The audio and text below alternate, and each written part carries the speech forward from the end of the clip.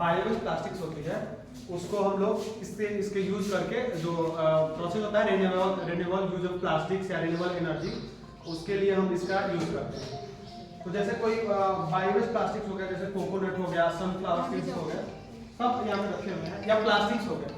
यहाँ पे दो प्रकार के पायरोलाइसिस होते हैं, एक बायोवेस्ट पायरोलाइसिस, एक प्लास्टिक वेस्ट पायरोलाइसिस। दोनों के टेम्परेचर अलग अलग होते हैं। सपोज दैट बायोवेस्ट अगर पायरोलाइसिस है तो उसका temperature up to 400 degree Celsius something like that. और अगर हम प्लास्टिक वेस्ट पायरोलाइसिस को देखते हैं तो अबव 400 डिग्री सेल्सियस टू 150 और 1100 समथिंग लाइक दैट। तो हम सबसे पहले ये इसको खोलते हैं, जो हमारा फीडर है इसमें हम ये हमारा हीटर जैकेट है जिसमें मटेरियल फीड करते हैं। इसको खोल के इसको भरेंगे, उसके बाद से ये हमारा कंट्रोल पैनल है, ये सारे कंट्रोल पैनल हैं।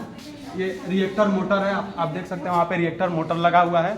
ये आरपीएम में आता है, 6 आरपीएम 10 आरपीएम, उसको फीड करते हैं। उसके बाद ये रिएक्टर मोटर ऑन ऑफ करने का है। ये मटेरियल टेम्परेचर है, जो मटेरियल हम यूज कर रहे हैं, कोकोनट यूज कर रहे हैं उसका अलग टेम्परेचर है। अगर हम प्लास्टिक्स का यूज कर रहे हैं तो स्टार्टिंग में 300, 350, 600 भी रख सकते हैं डिग्रेडेशन के लिए। उसको मेल्टिंग नहीं करना, उसको डिग्रेडेट करना है। उसके बाद से इसको ऑन करते हैं, ये हमारा चिलर है, बताएंगे चिलर का यूज क्या है। उसके बाद से हम टेम्परेचर ऑन करते हैं, मोटर ऑन करते हैं, मटेरियल फीड करते हैं। मटेरियल फीड करने के बाद से इसको ऑन करते हैं। ऑन करने के बाद से क्या होता है, ये हीट होती है। आप लोगों को पता होगा कि हीट होने के बाद से उसके इंटरमोलिकुलर में फ्रीक्वेंसी आती है, और फ्रीक्वेंसी डायरेक्टली प्रोपोर्शनल टू है टेम्परेचर के। जितना टेम्परेचर बढ़ाएंगे फ्रीक्वेंसी आएगा, फ्रीक्वेंसी के बाद से उसके इंटरमोलिकुलर्स में वेवलेंथ बढ़ेंगे, स्ट्रेच होगा, मॉलिक्यूल डिग्रेडेट होंगे। मॉलिक्यूल जब डिग्रेडेट होते हैं थ्रू दिस लाइन, ये कंडेंसर है हमारा, यहाँ पे मटेरियल आते हैं वेपर के फॉर्म में। अलग अलग कुछ मटेरियल जैसे कि उनका अलग डेंसिटी के आधार पे कुछ इसमें अभी रहेंगे, कुछ मटेरियल वेपर के थ्रू इसमें आ जाएंगे। फिर भी हम हीट इसको बंद नहीं करेंगे, हीट रेगुलेट करते रहते हैं। फिर ये कंडेंसर है, कंडेंसर में हम मटेरियल को कंडेंस करते हैं।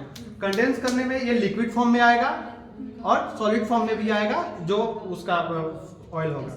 ये हमारा R2 है और एक R1 है और एक R3 है। R3 ये according to their density and molecular weight, ये कंडेंस होने के बाद से R1, R2, R3 ऑयल निकलते हैं। पहले ऑयल निकलेंगे, फिर सॉलिड फॉर्म में आएंगे, फिर सॉलिड फॉर्म के बाद से गैस फॉर्म में भी निकलते हैं। एक और बात इसमें ये देखनी है कि जो भी पायरोलाइसिस प्रोसेस किया जाता है वो एब्सेंस ऑफ इनर्ट एटमॉस्फेयर में किया जाता है, ऑक्सीजन इसमें नहीं आनी चाहिए।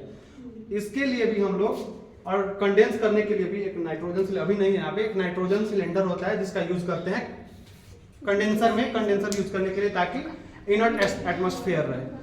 उसके बाद से जब ये कंडेंसर में आ जाता है तो हम चिलर ऑन रखते हैं, क्योंकि चिलर का टेम्परेचर लगभग 6 to 14 डिग्री सेल्सियस तक पानी का टेम्परेचर रखते हैं ठंडा करने के लिए। इसको ठंडा करने के बाद से ये R1, R2 अलग अलग ऑयल निकलते हैं। जैसे आप लोग देखे होंगे, ये R2 का है, R2 का ये R2 ये खुद हमने निकाला है बायोवेस्ट प्लास्टिक से।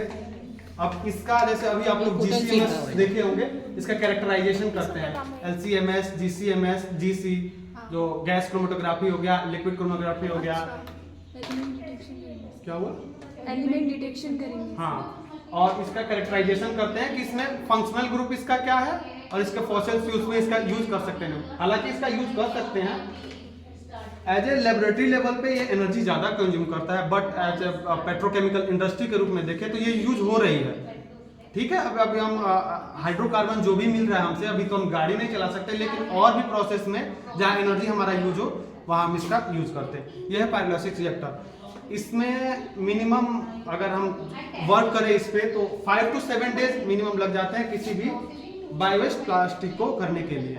और अगर प्लास्टिक वेस्ट पायरोलाइसिस की बात करें तो 15 डेज मिनिमम चाहिए हमको प्लास्टिक वेस्ट पायरोलाइसिस, क्योंकि हमें प्रोसेस, आप लोग ने सुना भी होगा कि जितने भी जीवाश्म होते हैं, जो भी वेस्टेज होते हैं, वो जमीन के अंदर जाते हैं, फिर वो फॉसिल फ्यूल्स बन जाते हैं, समथिंग लाइक दैट। उसी के बेस पे है ये कि उसको हीट करेंगे, हीट करने के बाद से किया जाता है। देन ये लक्ष्य है। I am Satyam Mishra from plastic technology final year. That is a pyrolysis process. आपको समझ में आ गया? किसी को कोई क्वेरी है तो पूछ सकता है।